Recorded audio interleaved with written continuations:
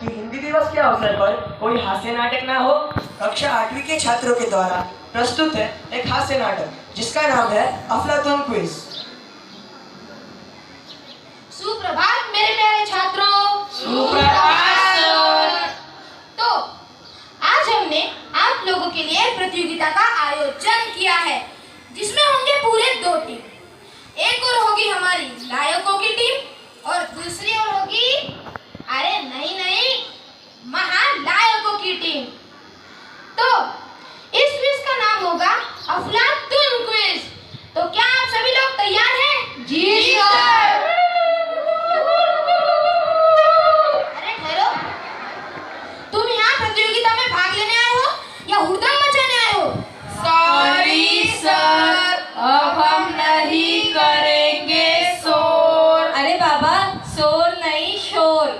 Sorry sir, अब हम नहीं करेंगे शोर। ठीक है, तो पहला सवाल पूछा जाएगा लायकों से। क्या आप तैयार हैं? जी सर।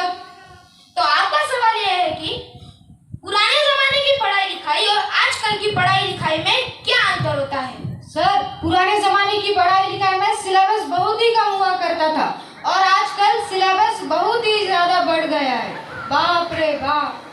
तुम्हारा जवाब देने का स्टाइल तो बढ़िया था, किंतु तुम्हारा जवाब गलत है।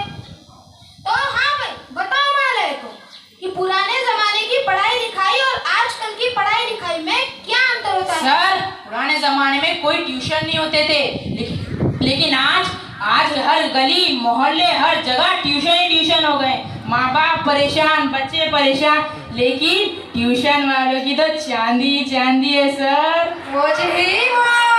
अरे वाह वाह वाह, बिल्कुल सही जवाब, जिसके मिलते हैं आपको पूरे 10 अंक। तो चलिए बढ़ते हैं अगले सवाल की ओर। अगला सवाल पूछा जाएगा लायकों से। तो क्या आप तैयार हैं? जी सर, आप पूछिए तो सही, धज्जियां उड़ा देंगे। ठीक है, तो आपका सवाल यह है कि पढ़े लिखे लोग और अनपढ़ लोगों में क्या अंतर होता है? पढ़े लिखे लोगों के पास तमीज होती है, उठने बैठने का तरीका होता है, बोलने का तरीका होता है, जो अनपढ़ लोगों के पास नहीं होती। पहले अपने खड़े रहने का सलीका तो बदलो। रहने दो, तुमसे ना हो पाएगा। तो हाँ भाई महानायको, तुम बताओ कि पढ़े लिखे लोग और अनपढ़ लोगों में क्या अंतर होता है? सर, पढ़े लिखे लोग जहाँ लिखा होता है यहाँ थूकना मनाही वहीं जानबूझकर थूक देते हैं, और जहाँ लिखा होता है यहाँ कचरा डालना मनाही वहीं जानबूझकर कचरा डाल देते हैं।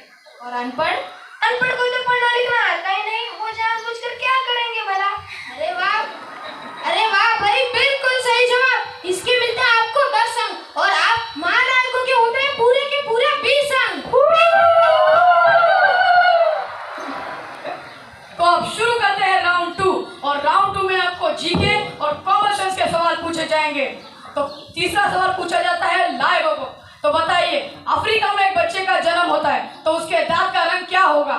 सर, उस बच्चे के दांतों का रंग काला ही होगा, क्योंकि अफ्रीका में जो लोग रहते हैं उनके दांतों का उनका रंग काला ही होता है। नहीं सर, बच्चा काला हुआ तो क्या हुआ, दांत सफेद ही होंगे। आखिर सबके दांत सफेद ही होते हैं। पर तेरे दांत तो पीले हैं। सर, बस इसे रोक लीजिए, वरना इसके लिए मुझसे बुरा कोई नहीं होगा। सब शांत हो जाओ। हाँ भाई महानायको, पता इसका जवाब क्या है? सर, जस्ट बॉर्न बच्चे को तो दांत ही नहीं होते, आपने देखे हैं कभी? क्या बात है, क्या बात है, सही जवाब, सही जवाब। आपको मिलते हैं 10 अंक और आपके हुए 30 अंक। तो बढ़ते हैं अगले सवाल की ओर। ये बताइए, दुनिया में सबसे पहला आलू कहाँ पाया गया था? सर, दुनिया में सबसे पहला आलू दक्षिण अफ्रीका में पाया गया था।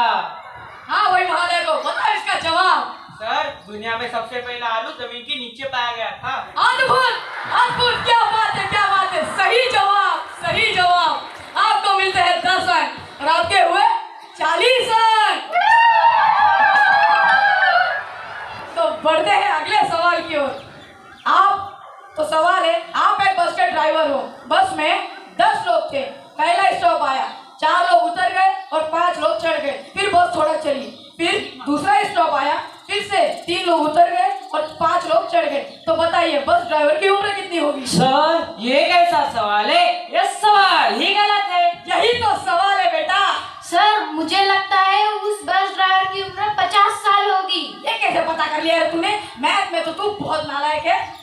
ऐसे ही सर। हाँ भाई महालय को बता इसका जवाब। सर बस ड्राइवर की उम्र 14 साल होगी। वो कैसे? सर आपने सवाल के पहले पूछा था कि मान लो आप बस ड्राइवर हो और मेरी उम्र भी 14 साल है। सही जवाब, सही जवाब। आपको मिलते हैं 10 अंक और आपके हुए 50 अंक। तो अगला सवाल पूछा जाता है लायकों को। तो बताइए काल कितने प्रकार के होते हैं? सर काल 3 प्रकार के होते हैं, वर्तमान काल, भूतकाल और भविष्य काल। तुम तो रहने दो। हाँ भाई महालय को बताओ इसका जवाब। सर काल 3 प्रकार के होते हैं, पहला मिसकाल, दूसरा ऋषि काल, तीसरा डाई काल। अद्भुत, अद्भुत, सही जवाब, सही जवाब। आपको मिलते हैं 10 अंक और आपके हुए 60 अंक। तो बढ़ते हैं अगले सवाल की ओर। तो सवाल है एक आदमी 11 रुपए में गंजा होता है, तो 11 गंजे कितने रुपए में गंजे होंगे? सर 11 × 11 111। सर 111 रुपए। क्यों, कौन सा फॉर्मूला लगाया रे? नहीं सर 11 × 11 121। सर 121 में सब गंजे हो जाएंगे। सर मुझे लगता है 11 रुपए में सब गंजे हो जाएंगे। क्यों, दुकान क्या तुम्हारे घर की है? हाँ भाई महालय को बताओ इसका जवाब। सर 0। वो कैसे? सर 11 लोग पहले से ही गंजे, वो वापस गंजे कैसे हो सकते हैं सर? अद्भुत, अद्भुत, क्या बात है, क्या बात है। सही जवाब, सही जवाब। आपको मिलता है 10 अंक और आपके हुए 70 अंक। और आपको आगे की पढ़ाई करने के लिए अफ्रीका के जंगलों में और हिमालय के पर्वतों में भेजा जाएगा।